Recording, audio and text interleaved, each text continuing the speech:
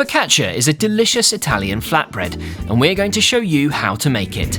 Take 200 grams of bread flour, 3 grams of yeast, 4 grams of salt and of sugar, and mix them together well in a large bowl. Pour in 150 milliliters of warm water and gently mix it in with your hands.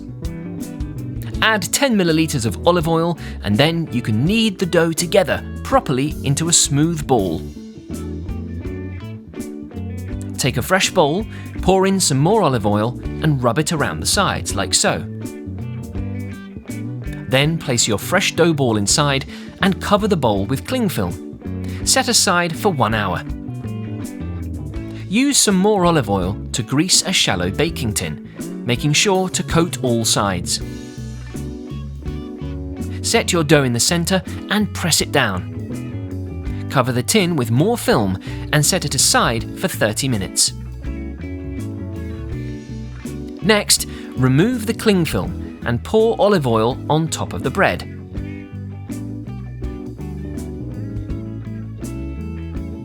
Rub the oil over the whole surface of your dough and make sure to dig it in using your fingertips.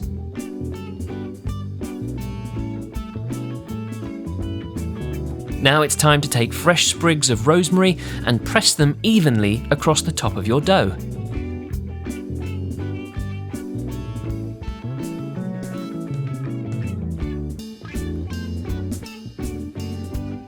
Bake the bread for 40 minutes and watch it rise. When you're done, you'll have fresh focaccia that looks, smells and tastes absolutely amazing. A great snack to serve up with even more olive oil. Bellissimo!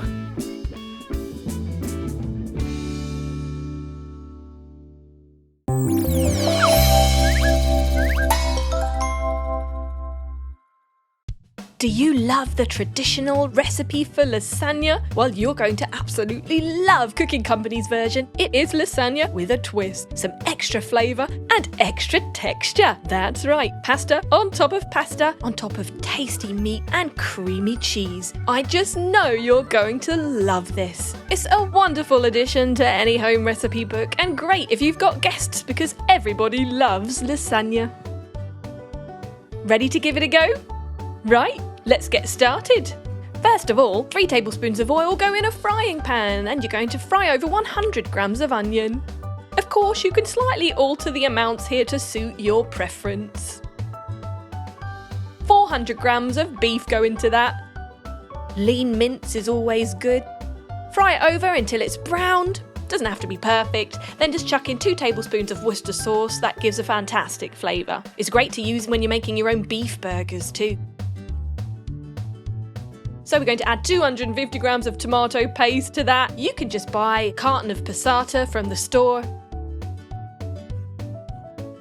And 100 millilitres of heavy cream with 100 millilitres of chicken stock, plus 1 tablespoon of oregano. We're using dried herb here, but if you have fresh herbs, even better.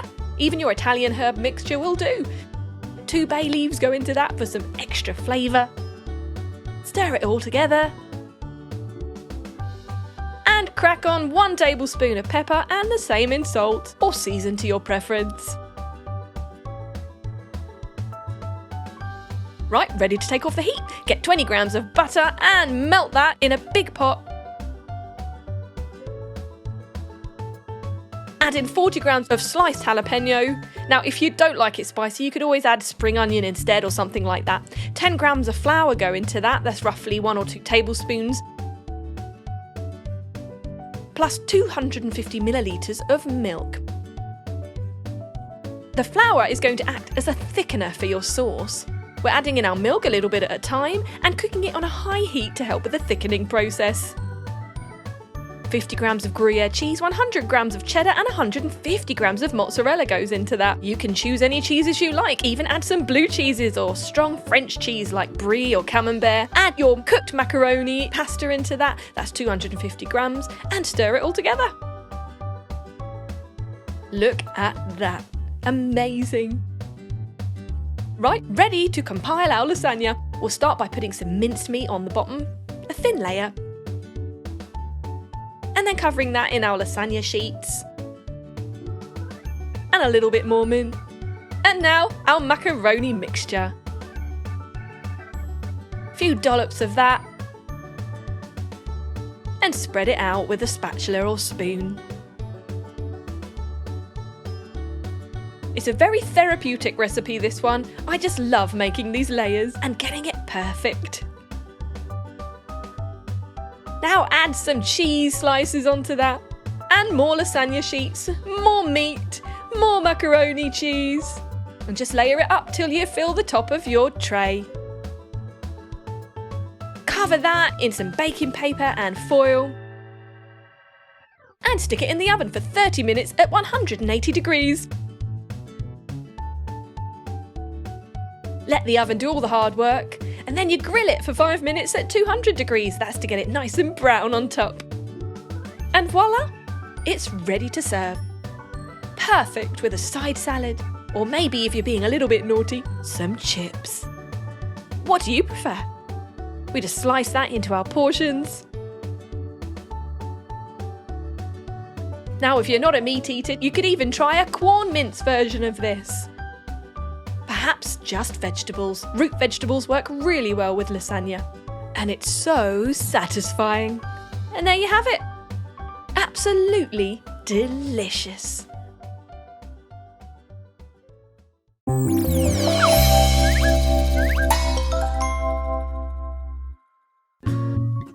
Have you been looking for an Italian delicacy with a traditional feel? Then this chicken cacciatore recipe is a perfect dish for you. We'll show you how to make chicken cacciatore, also known as hunter-style chicken, as that's what cacciatore means in English. All it takes is a few basic ingredients to make a delicious meal. Start by blending 100 grams of carrots, 100 grams of celery and 100 grams of onion into a smooth mixture. Pour 4 tablespoons of olive oil into a pan and add 500 grams of chicken pieces. Season the chicken with salt and pepper. Then cook over a low heat, remembering to rotate the chicken pieces to make sure they get a good coating of oil and seasoning. This will also help to crisp the skin.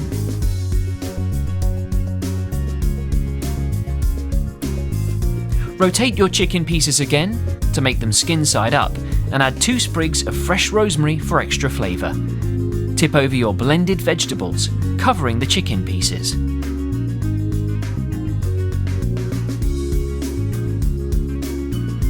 Then you can pour over 200 millilitres of red wine and an extra teaspoon of salt, and continue to cook on a low heat. Flip your chicken pieces once again. As the mixture continues to bubble, add 400 grams of chopped tomatoes and 100 millilitres of water to the pan. Cover and stew the mixture for 1 hour. After this, remove your lid and rotate your chicken pieces once more. You want to make sure all the flavour is absorbed.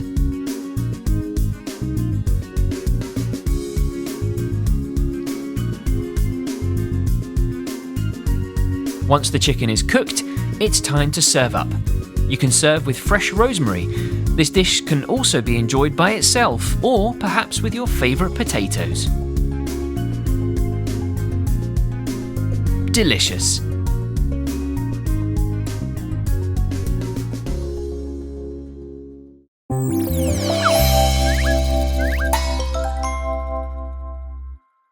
A classic Italian dish, and you can learn how to make it. Throw 200 grams of flour, 1 teaspoon of yeast and 2 teaspoons of sugar into a large bowl and mix together gently with a spoon. Then pour in 200 millilitres of warm water and use your hands to stir through the dry ingredients. Now pour in 15 millilitres of olive oil and blend it into the mixture by hand to make your dough. Next, flour a clean board and put your ball of dough on top. Knead it repeatedly until you end up with a smooth ball of dough. Now use some olive oil to grease around the sides of a glass bowl. Like so. Pop your dough ball inside and cover the bowl completely with cling film. Then leave it to sit for an hour. Meanwhile, pour 150 milliliters of tomato paste, half a teaspoon of black pepper, half a teaspoon of salt, 10 milliliters of olive oil, and some fresh basil into a new bowl. This will be the sauce for your pizza base. Pour olive oil onto a chopping board. Spread it out and place your dough on top. Stretch and roll it out into a large sausage shape, like this one. Then slice it in half down the middle. Roll one half of the dough into a new, smaller, smooth ball. Then you can carefully place it onto a clean pizza tray and press the dough down evenly to cover the whole surface. Prod the dough with a fork to assist with even cooking. Spread your tomato pizza sauce thickly over the surface of the pizza, making sure not to go too close to the edge. Then sprinkle some Italian mozzarella cheese over the tomato sauce. The amount depends on how cheesy you like your pizza. Then add a few leaves of basil on top. Drizzle over some olive oil, and then it's time for you to pop your pizza in the oven for 15 minutes at 200 degrees. When it's done, you'll have a fresh, homemade Margherita pizza. Well done, you! Super tasty!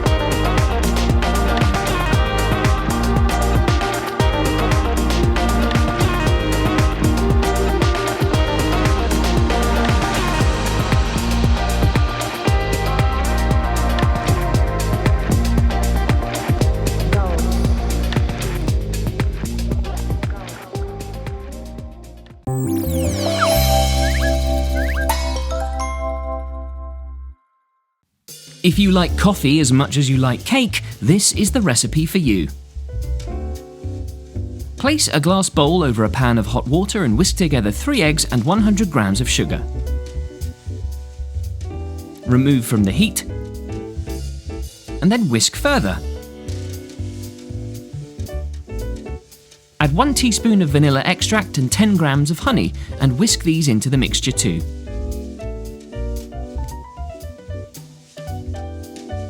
Now sift in 100 grams of cake flour and 10 grams of cocoa powder, getting rid of all the lumps.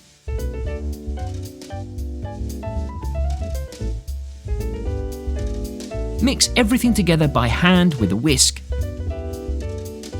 When combined, add 50 milliliters of milk. Stir that through,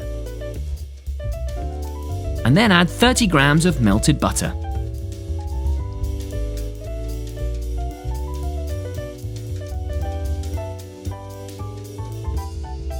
Now pour your mixture into a lined baking tin. Then it's time to bake at 170 degrees for 30 minutes. While it cooks, put a glass bowl over hot water and combine 2 egg yolks with 30 grams of sugar. Whisk together.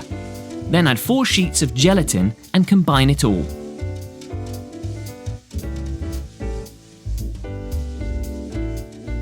Put 200 grams of mascarpone cheese into the mix. Pour in 150 milliliters of whipping cream and thoroughly whisk that through as well.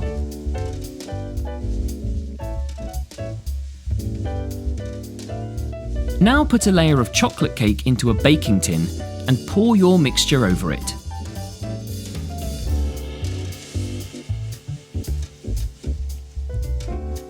Smooth out the mixture with a knife and refrigerate for 20 minutes. Next, dip a ladyfinger into some coffee. Let it soak up, and then it's time to lay out a lot of these fingers on top of your mascarpone layer.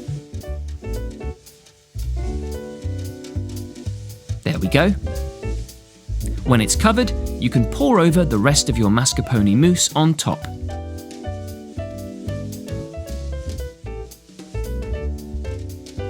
Then add a second layer of cake.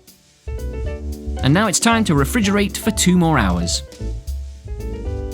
Remove from the fridge and place a shape of baking paper on top. Then gently dust the top of the cake with cocoa powder for extra presentation points.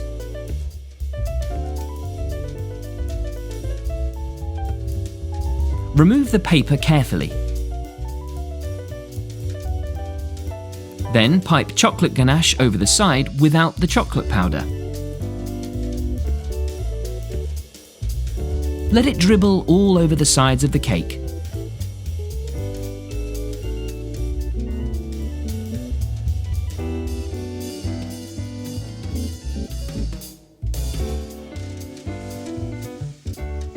When you're finished, you can cover the seam of ganache with coffee beans in a little trail like this one.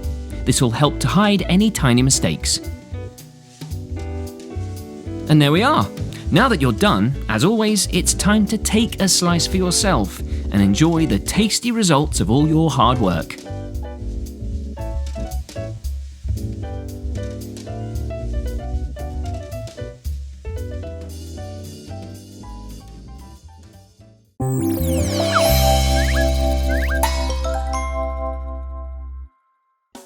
Today we are going to make a traditional Italian dessert with a twist, the watermelon panna cotta. Panna cotta is a traditional Italian dessert that is made with heavy cream, sugar and vanilla. Get ready to bring Italy home as Cooking Company takes you one step at a time to create the delicious watermelon panna cotta. All you need is 10 grams of agar powder, 20 grams of sugar, put it in a pot on a stove, give it a little bit of a stir, and then we add our 200 millilitres of milk and 200 millilitres of whipping cream. We're going to give that another stir as it heats up on the stove. Let it become perfectly combined before removing it from the heat. Now this is going to be our panna cotta mixture. This is the white part of our gelatine dessert. We're going to then get a glass which we will tilt on its side and add our panna cotta mixture. The great thing about this recipe is it's so easy. It only requires 4 ingredients: your gelatine powder, agar is actually vegan gelatin powder, and your heavy cream, your milk, and your watermelon. And voila, there you have it. Now, we're going to put that in the fridge to chill for 1 hour so it sets nice. Meanwhile, we'll get a watermelon. Cut it in half. Be very careful with this part. You'll need a nice big sharp knife to do that. You can actually choose any fruits you like. You could use blueberries with a blue coloured jello, or even raspberries. Now we're going to get a scoop. We can use an ice cream scoop to scoop out little pieces of the watermelon. We're going to keep doing this so we get quite a few scoops of watermelon out, let's say 5 or 6 for each glass of panna cotta dessert. Put those aside. Meanwhile, 10 grams of agar powder, 20 grams of sugar, again in the cooking pot. Give it a stir, making sure it's evenly distributed. Next, we're going to add 400 millilitres of water. That's all we need, folks. So we'll stir that, make sure all the agar powder and sugar has dissolved in the water. While it's heating, we want it to bubble away nicely. When it's been bubbling for a while, we're going to turn off the heat and remove the mixture from the stove. Now that is going to cool down, and while it's cooling, we'll add our watermelon chunks on top of our panna cotta mixture, which is now nicely set. And then we add our agar water, our vegan gelatin water mixture on top, all the way to the top of the glass. It looks great in a short glass like this. We're going to stick that in the fridge to chill for a further 1 hour.